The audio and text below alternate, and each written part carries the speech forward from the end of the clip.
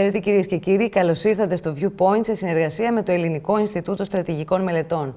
Σήμερα έχουμε την τιμή να φιλοξενούμε στην εκπομπή μας τον κύριο Κωνσταντίνο Λαμπρόπουλο, στρατηγικό αναλυτή και εταίρο του Κέντρου Μελετών Ασφαλείας της Γενέβης. Καλώς ήρθατε. Καλώς σας βρήκα. Θα ξεκινήσουμε άμεσα από την Μέση Ανατολή, η οποία δημιουργεί και τα περισσότερα γεγονότα τις τελευταίες μέρες. Θίξατε πρόσφατα σε συνέντευξή σας το ζήτημα της διάβρωσης του Ιρανικού καθεστώτος, ή μάλλον των φρουρών της Επανάστασης, από τις μυστικές υπηρεσίες του Ισραήλ. Καταρχάς, θέλαμε να μας πείτε, είναι πραγματικό αυτό, είναι εφικτό να γίνει αυτό, να φτάσει τόσο κοντά στην ανώτατη ηγεσία, ή πρόκειται για διασπορά φημών για να αποσταθεροποιήσει το καθεστώς, και τι αποτελέσματα θα έχει αυτό στην εξέλιξη των γεγονότων από τη μία πλευρά και πώς εκτιμάτε ότι θα εξελιχθούν γενικότερα τα γεγονότα σε αυτό το μέτωπο? Κοιτάξτε, υπήρχε μια φημολογία ότι ο διοικητής των φρουρών της Επανάστασης, ο Γάνη, πιθανότατα είναι στέλεχος της Μοσάτ και λειτουργήσε ως δούριος ύπος στις Ισραηλινές επιχειρήσεις στο Λίβανο και για τη δολοφονία και για την εκτέλεση Νασράλα και για την εκτέλεση άλλων αξιωματικών και της Χεσμολάχ, αλλά και των φρουρών της Επανάστασης που βρίσκονταν στο Λίβανο και στη Συρία. Από ό,τι φαίνεται, υπάρχουν φήμες ότι ο Γάνη ανακρίνεται για το ρόλο του. Δεν θα ήταν απίθανο να υπάρχει διάβρωση ακόμα και στο ανώτατο επίπεδο.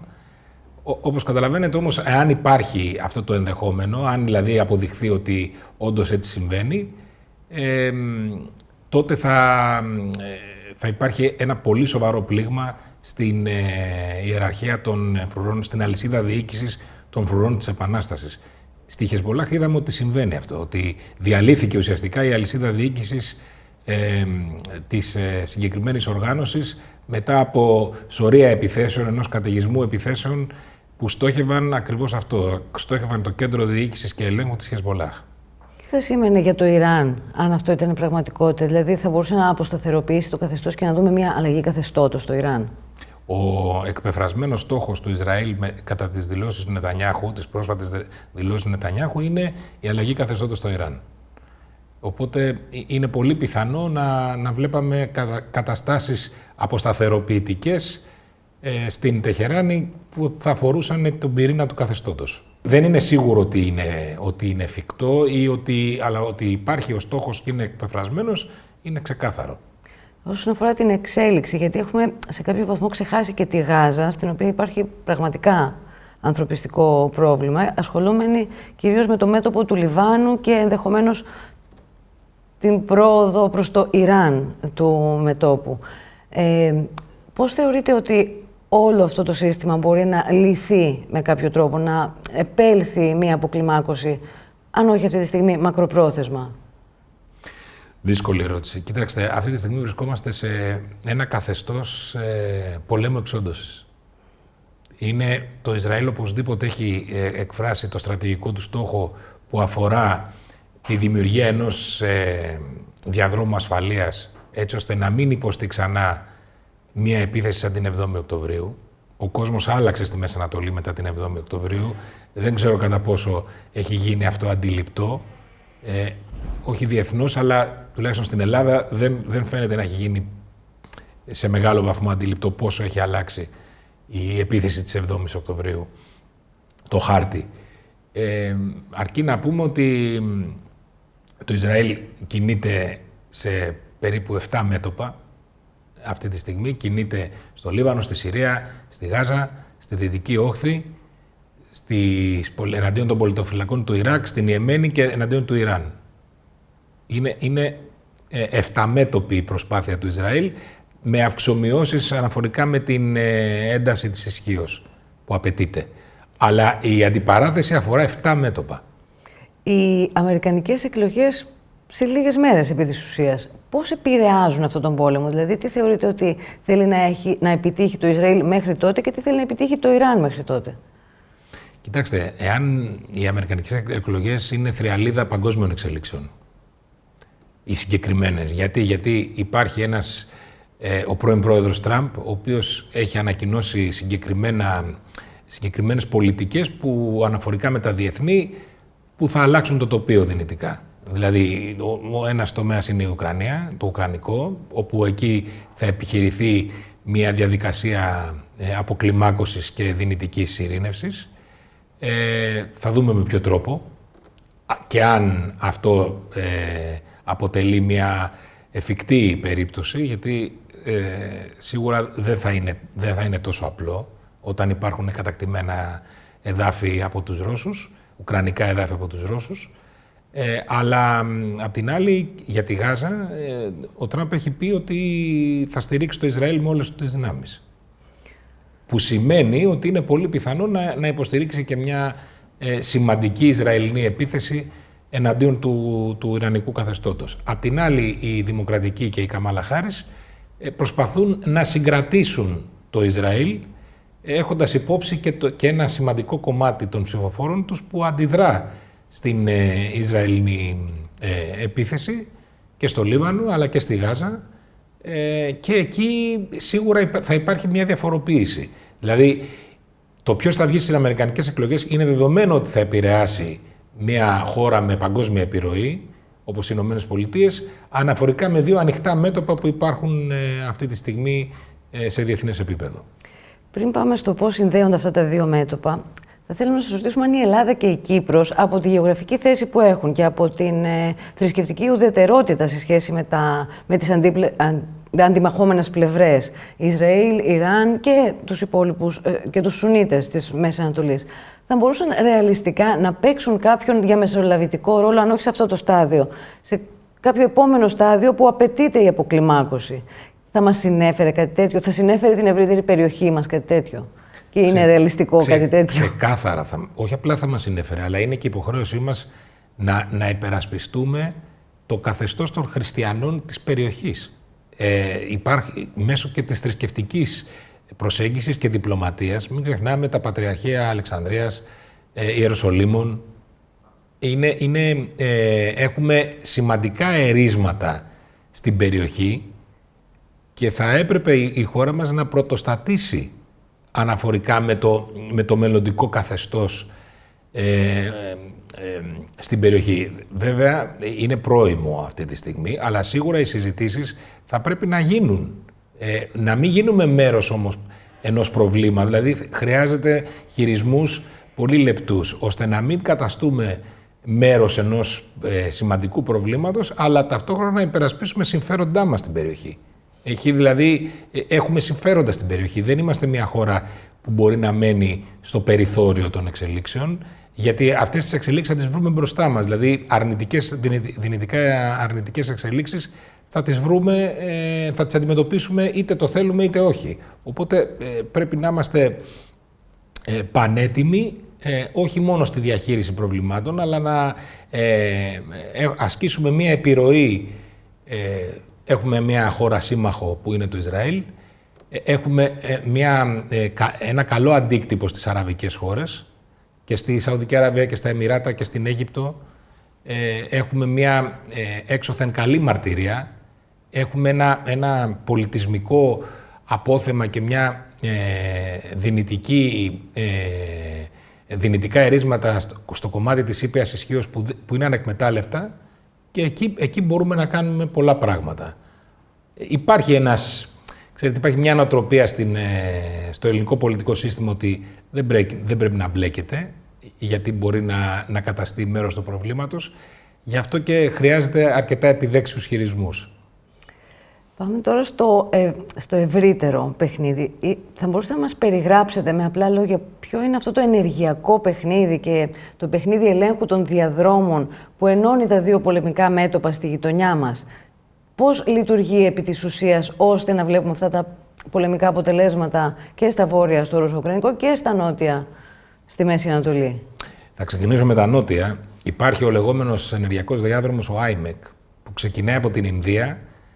Έχει ως βασικό στόχο τη Χάιφα, δηλαδή έχει ως σημείο εκκίνησης, όχι σημείο εκκίνησης, ως σημείο θα λέγαμε, ως βασικό σημείο τη Χάιφα και από εκεί και πέρα έχει την Ελλάδα και την Ευρώπη. Δηλαδή ένας ενεργειακός διάδρομος που ξεκινάει από το Δελχή και φτάνει στην Ευρώπη και παρακάμπτει χώρες όπως είναι η Τουρκία, όπως είναι το Ιράν και ουσιαστικά είναι το αντίπαλο δέος του χερσαίου δρόμου του μεταξιού. Η επίθεση της 7ης Οκτωβρίου από τη Χαμάς στόχευε την διάβρωση αυτού του δυνητικού ενεργειακού δρόμου, εμπορικού και ενεργειακού δρόμου.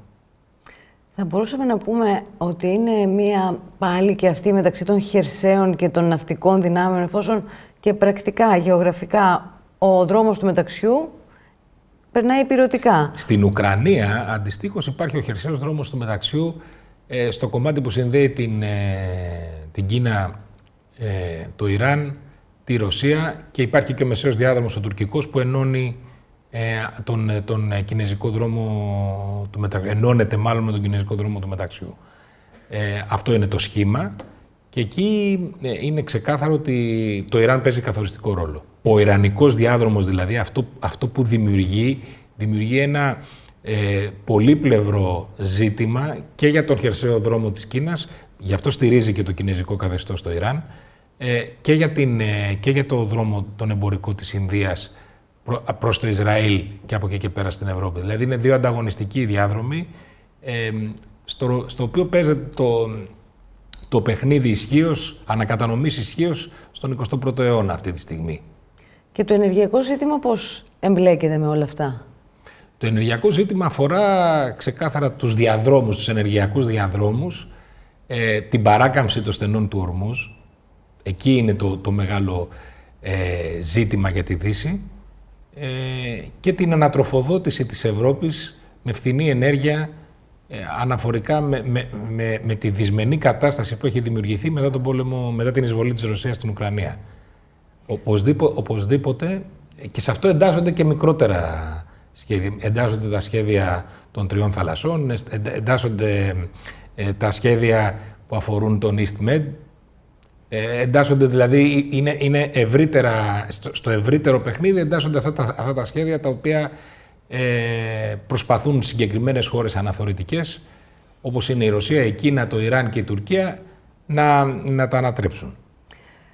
Εμάς, την Ελλάδα και την Κύπρο μαζί δηλαδή, αυτό όλο που γίνεται στην περιοχή μας, το ευρύτερο ενεργειακό παιχνίδι και το ζήτημα ελέγχου των διαδρόμων, πώς μας επηρεάζει και υπάρχουν δυνατότητες, προοπτικές, τρόπος να μετατρέψουμε αυτό που συμβαίνει σε ευκαιρία αντί για εμπόδιο? Σαφέστατα υπάρχουν. Σε ένα σταθές περιφερειακό σύστημα υπάρχουν προβλήματα και προκλήσεις, υπάρχουν και ευκαιρίες.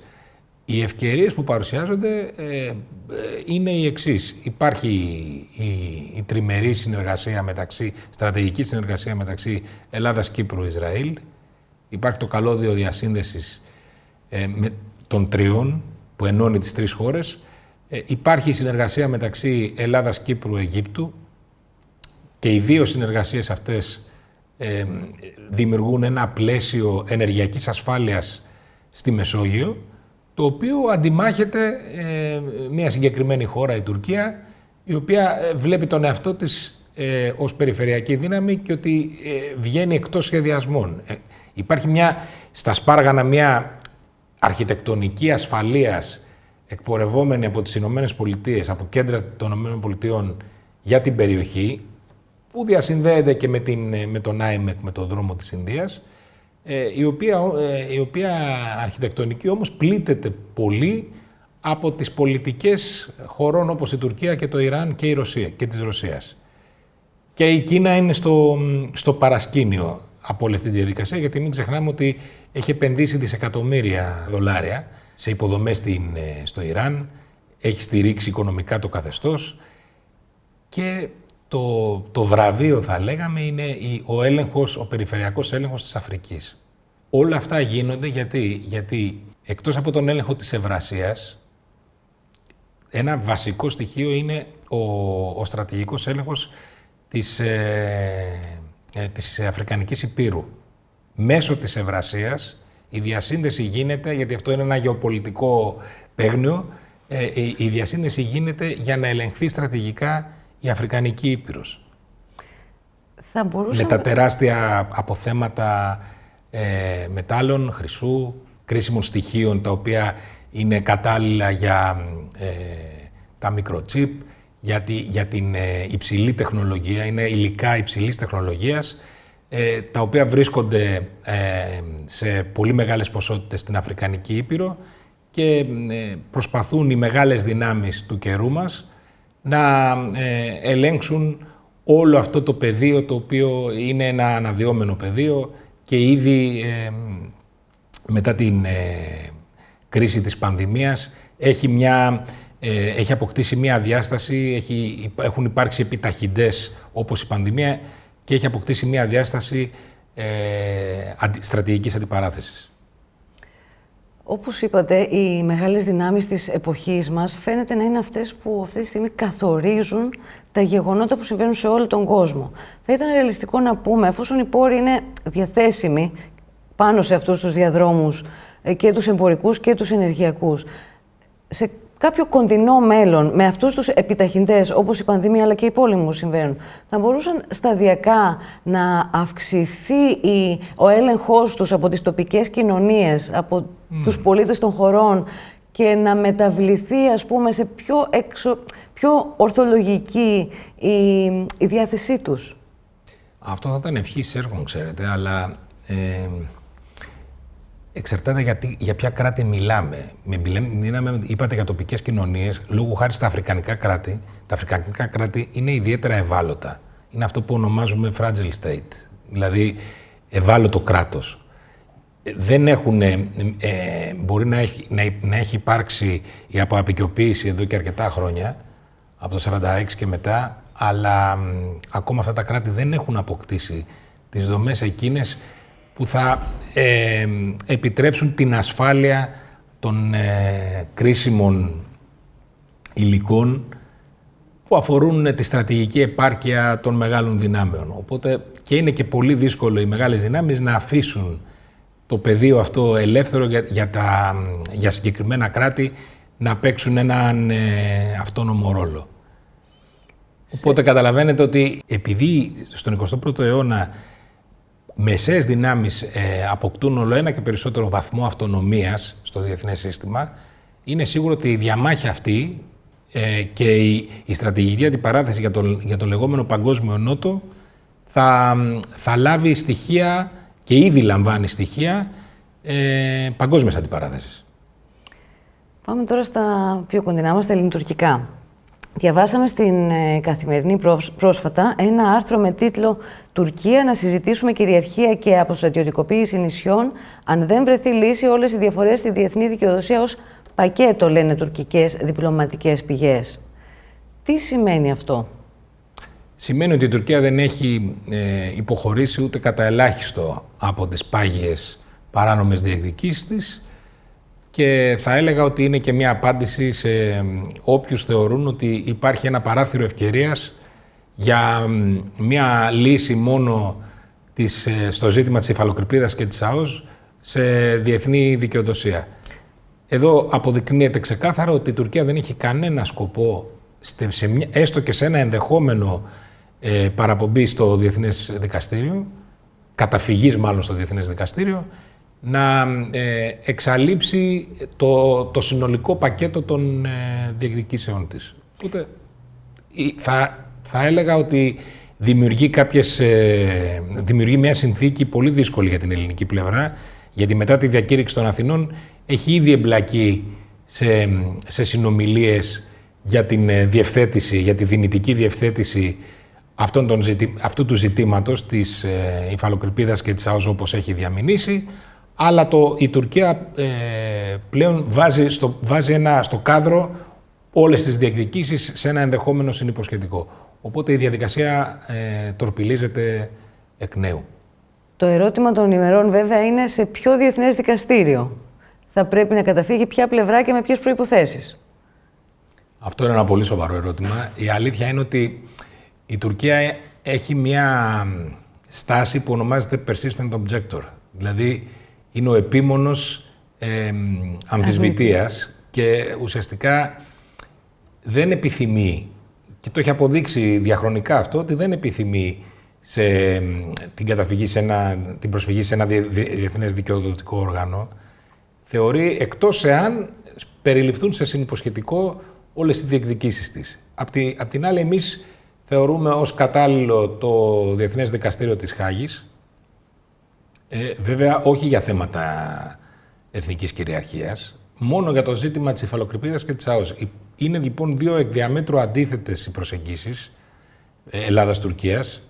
Έχουν υπάρξει και μέτρα οικοδόμησης εμπιστοσύνης και διερευνητικές επαφές. Όλα αυτά τα χρόνια δεν έχουμε καταλήξει. Και πώς είναι δυνατόν να καταλήξουμε όταν η Τουρκία αμφισβητεί την κυριαρχία ελληνικών νησιών, ζητά κατά παράβαση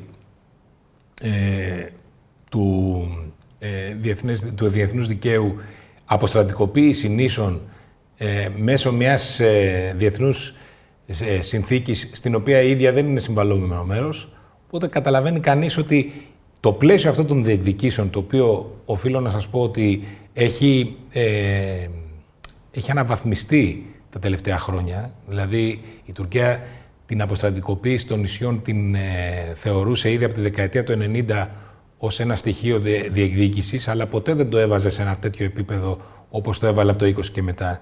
Δηλαδή υπήρχε το λεγόμενο σχέδιο του Γκιουβένερ Καγιά για την αποστρατικοποίηση των νήσων. Αυτό το ίδιο σχέδιο το πήρε ο Ερντογάν και το έχει ανάγει σε σημαία ουσιαστικά των παράνομων διεκδικήσεων της Τουρκίας. Στο πλαίσιο και της γαλάζιας πατρίδας, του σχεδίου της γαλάζιας πατρίδας. Δεν υπάρχει ταύτιση, δεν μπορεί να υπάρξει και δεν μπορεί να υπάρξει και η ελληνική κυβέρνηση να δεχτεί, εκτός εάν η Τουρκία αποφασίσει να αποσύρει κάθε διεκδίκησή της και να μπει σε μια διαδικασία που θα επιτρέψει να πάμε στη Χάγη για να οριοθετήσουμε ΑΟΣ και υφαλοκρηπίδα. Όμως πρέπει να είμαστε ρεαλιστές και να δούμε ότι η Τουρκία μας έρνει σε μια διαδικασία, προσπαθεί να μας σύρει σε μια διαδικασία διμερή, χωρίς την συνδρομή της Ευρώπης, στην οποία έχει κάθε λόγο να πιστεύει ότι μπορεί να επιτύχει κάτι πολύ περισσότερο. Μια λύση πακέτο που να μας δημιουργήσει ένα τεράστιο πρόβλημα αναφορικά και με τον περιφερειακό μας ρόλο, αλλά ταυτόχρονα και να αμφισβητήσει de facto και de jure κομμάτια της εθνικής μας κυριαρχίας. Κάτι τέτοιο θα ήταν καταστροφικό.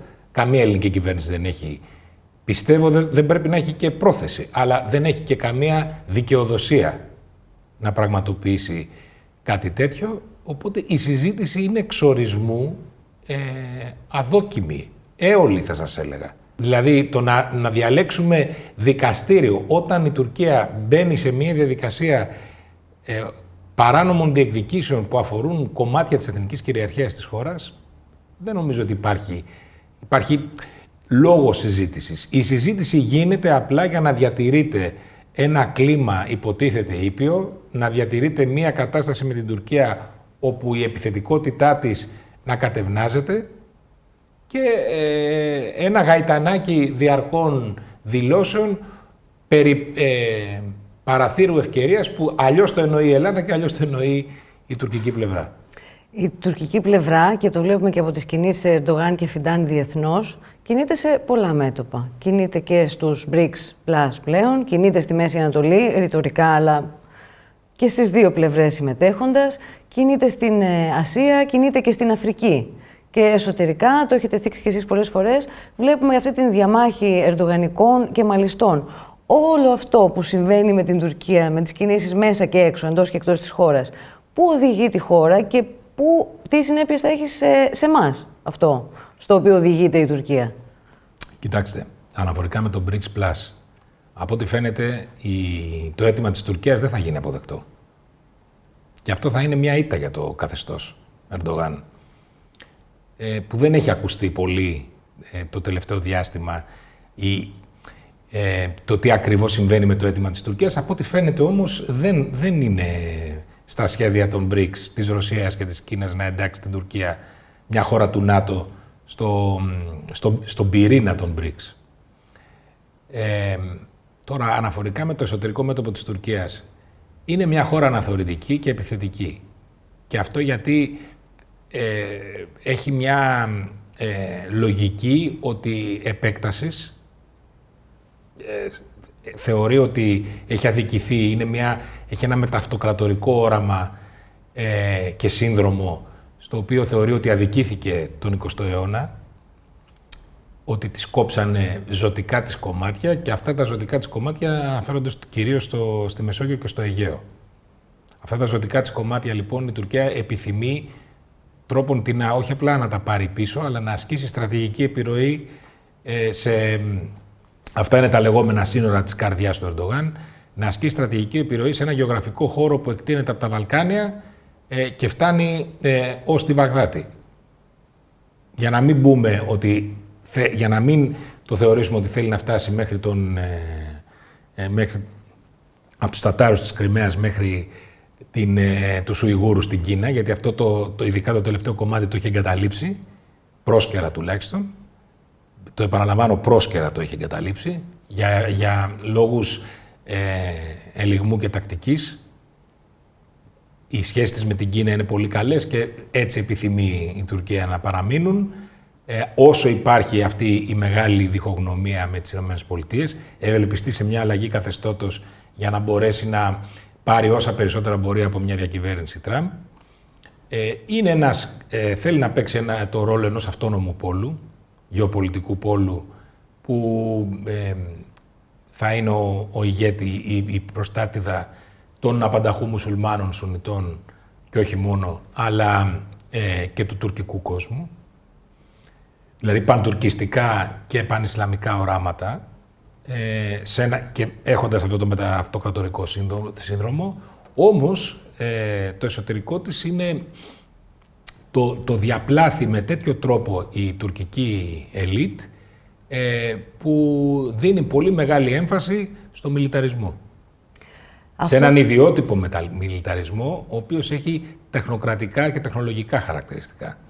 Αυτό που περιγράψατε ως όραμα της Τουρκίας και που διδάσκεται η γαλάζια πατρίδα πλέον και ως ύλη στα σχολεία, τι σχέση έχει με την υψηλή στρατηγική της χώρας, το γεγονός ότι διαπλάθει με αυτό το πρότυπο της νέας γενιάς, και τι είναι αυτό που θα πρέπει να κάνουμε εμείς, προνοώντας για συνέπειες που ενδεχομένως θα βρούμε μπροστά μας σε επόμενες δεκαετίες?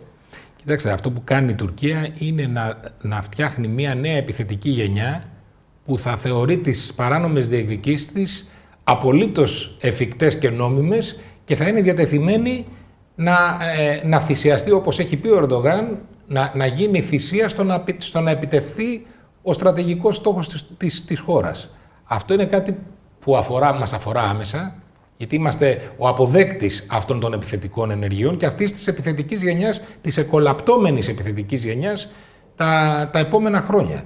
Συνεπώς, τι πρέπει εμείς να κάνουμε? Πρέπει να αποκτήσουμε διαφορετική κουλτούρα, να επιστρέψουμε στην στρατηγική κουλτούρα επιβίωσης, να θυμηθούμε ότι είμαστε ένα έθνος το οποίο δημογραφικά δυστυχώς σβήνει και πρέπει το δημογραφικό να λάβει μια διαφορετική σημασία στο ελληνικό πολιτικό πλαίσιο. Όχι αυτά τα ημίμετρα και τα μέτρα τα οποία είναι παντελώς ανεπαρκή για την αναδιάταξη της χώρας αναφορικά με το συγκεκριμένο ζήτημα. Ταυτόχρονα όμως πρωτίστως πρέπει να αλλάξουμε νοοτροπία.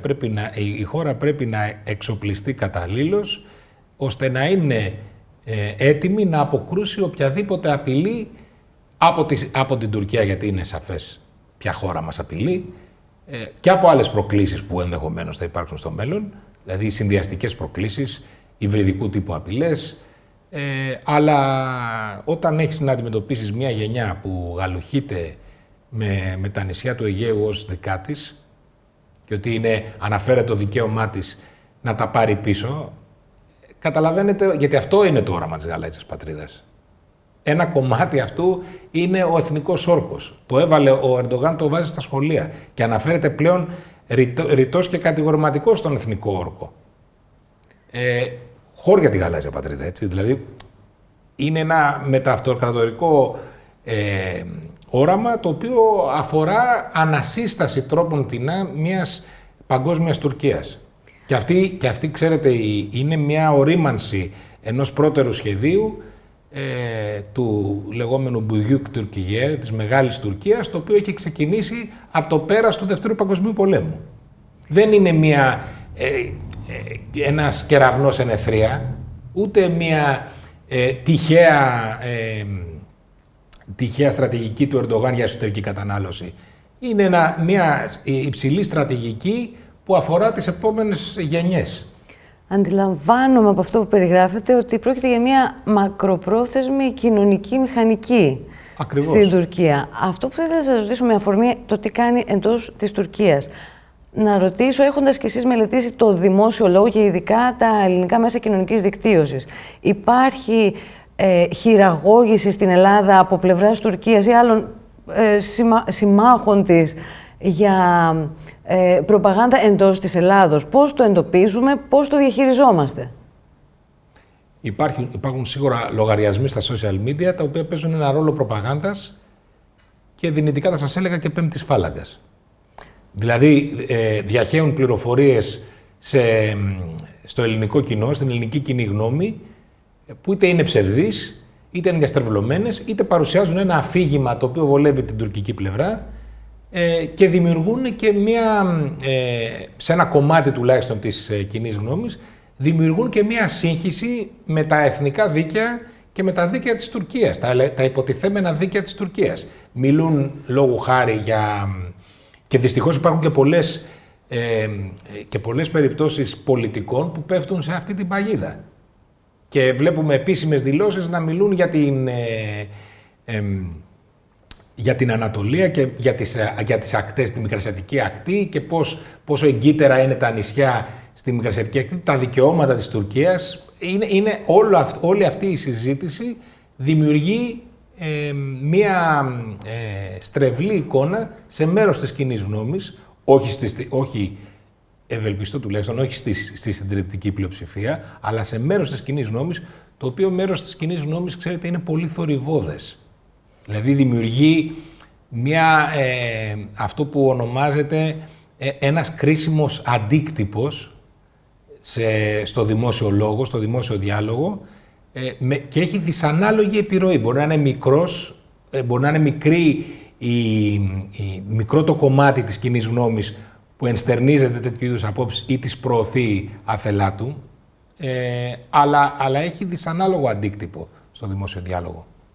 Αυτό που έχετε πει πρόσφατα με αφορμή και το σχέδιο Ντράγκη είναι, συγκεκριμένα το έχω σημειώσει, είναι το να μην συνδέουμε την αμυντική βιομηχανία με την οικονομική ανάπτυξη της χώρας μια ελληνική παγκόσμια πρωτοτυπία. Ναι. Θα θέλαμε να μας πείτε κατευθείαν τη λύση σε αυτό. Πώς μπορούμε να συνδέσουμε με αφορμή και την ευρωπαϊκή πολιτική, την αμυντική πολιτική, την αμυντική βιομηχανία, την οικονομική ανάπτυξη και τη διπλωματία? Πρακτικά πώς μπορούμε να το κάνουμε? Κοιτάξτε, είμαστε μια χώρα που έχουμε ποινικοποιήσει την ανάπτυξη μέσω της αμυντικής βιομηχανίας. Δηλαδή, και το κάνουν όλες οι χώρες αυτό. Δηλαδή, η πρόταση Ντράγκη αφορά μια ενιαία αμυντική βιομηχανική βάση. Και στην Ελλάδα το ζητούμενο είναι η ανάπτυξη της εγχώριας αμυντικής βιομηχανίας. Δυστυχώς παραμένει ζητούμενο εδώ και πάρα πολλά χρόνια.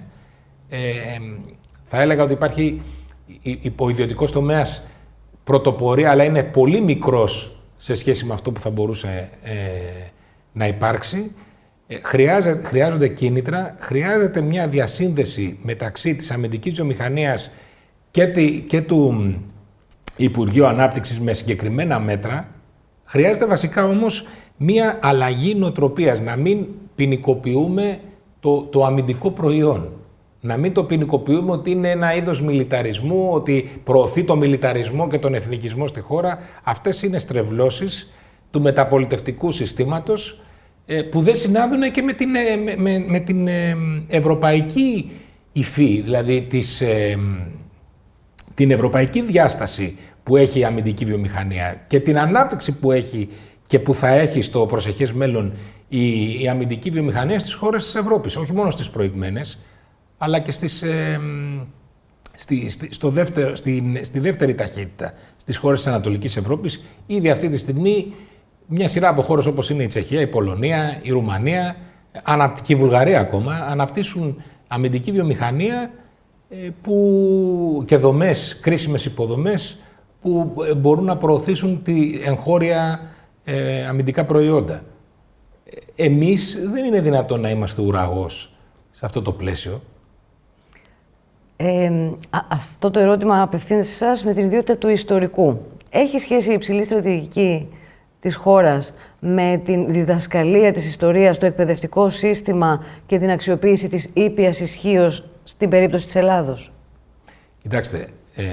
Και να προσθέσω, ποια βήματα πρέπει να κάνουμε σε αυτή την κατεύθυνση? Η εκπαίδευση είναι βασικό πράγμα.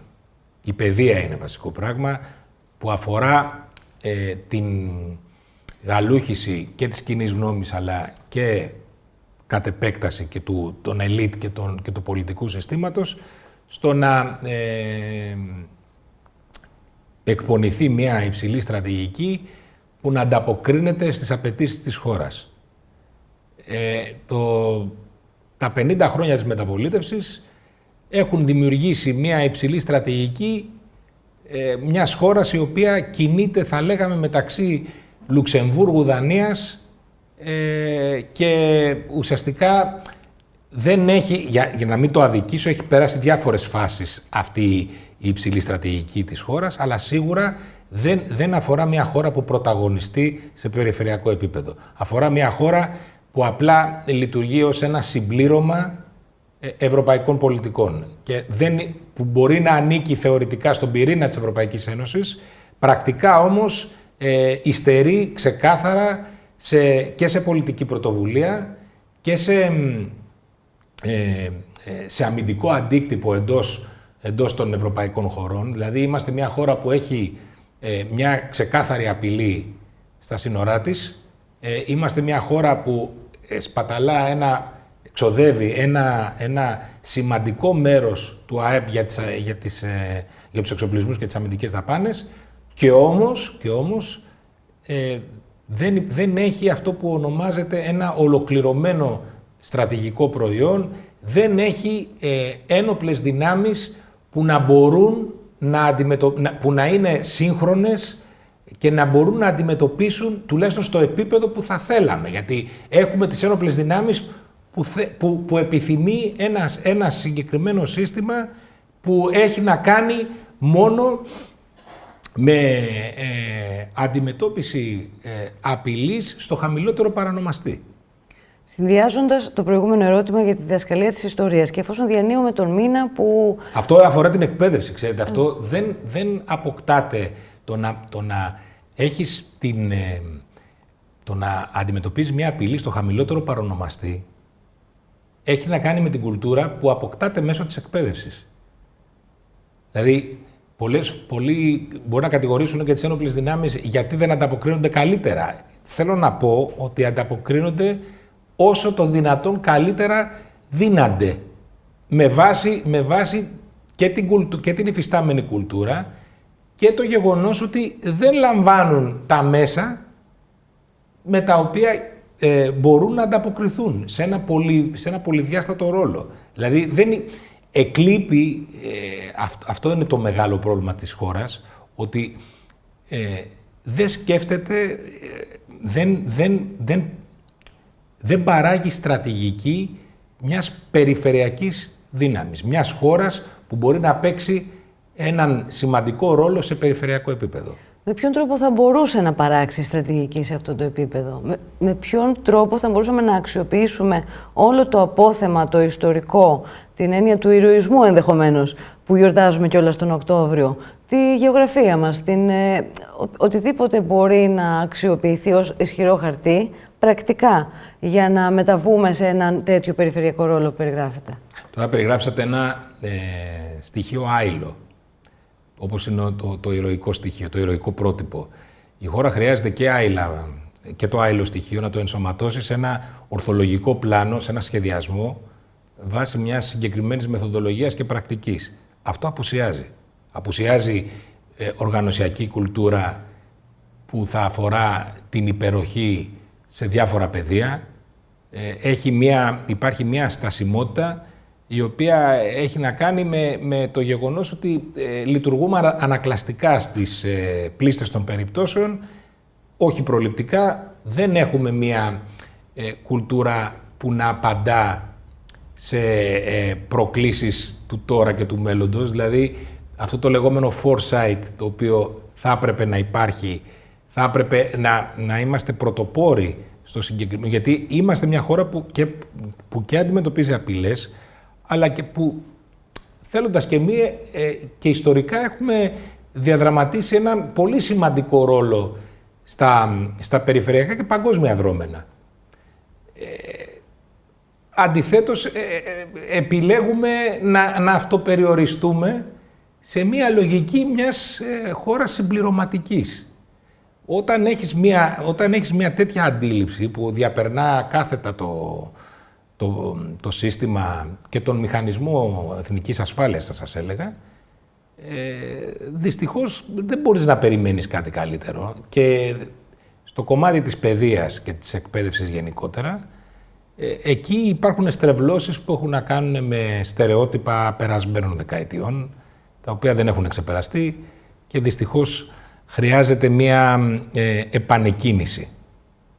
Μιας και είπατε τη λέξη foresight, θα ήθελα να σας ρωτήσω και με αφορμή την διοργάνωση του G3 Forum για την γεωπολιτική, γεωστρατηγική, γεωοικονομία που συνδιοργανώνεται και μαζί με άλλους σημαντικούς θεσμούς, μεταξύ των οποίων και το ΕΛΙΣΜΕ.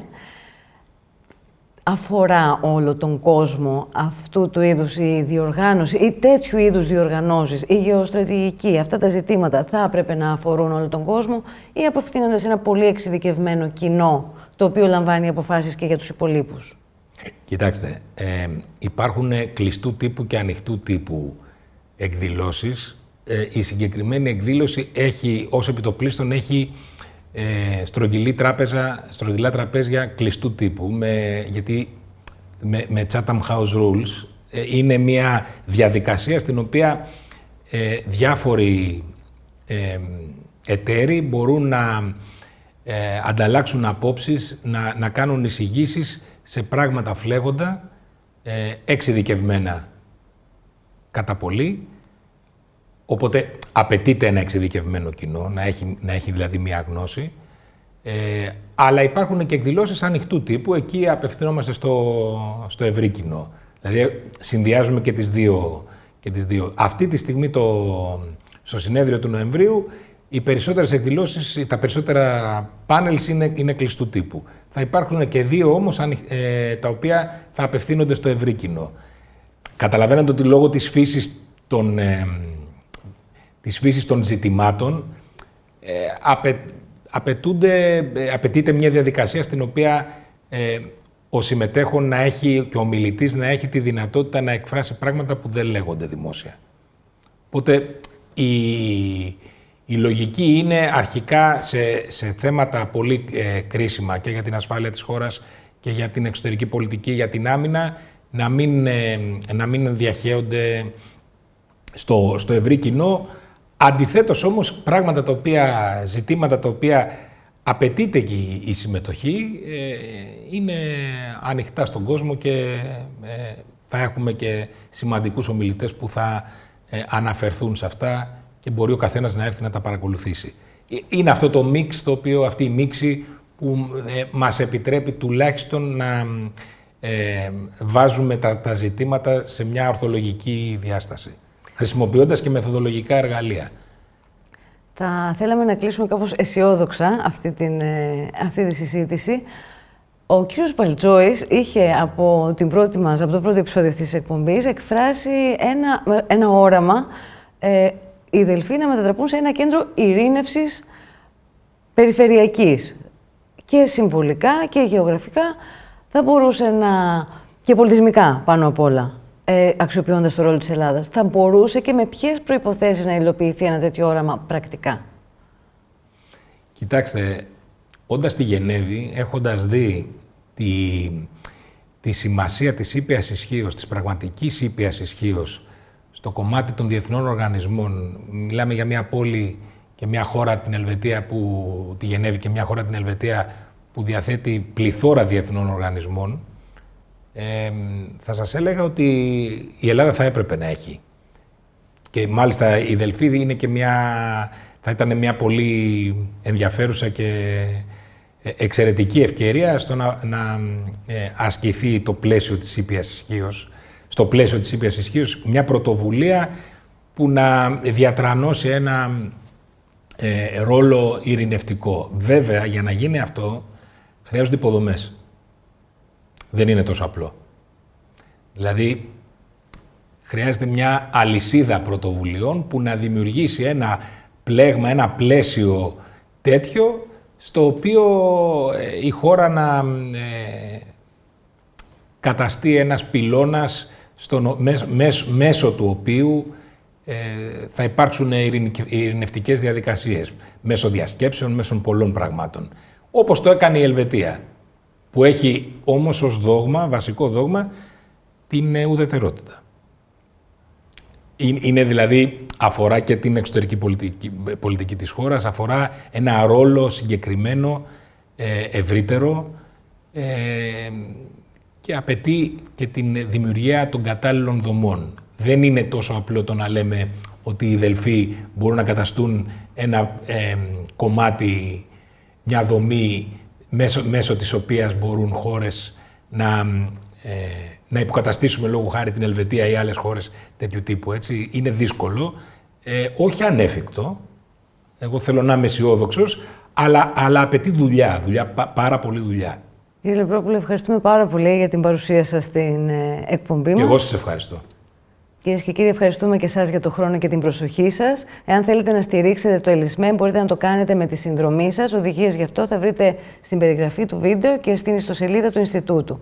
Εάν θέλετε να στηρίξετε το κανάλι μας, μπορείτε να το κάνετε με τα σχόλια, τη συνδρομή και τη συμμετοχή σας. Να είστε καλά.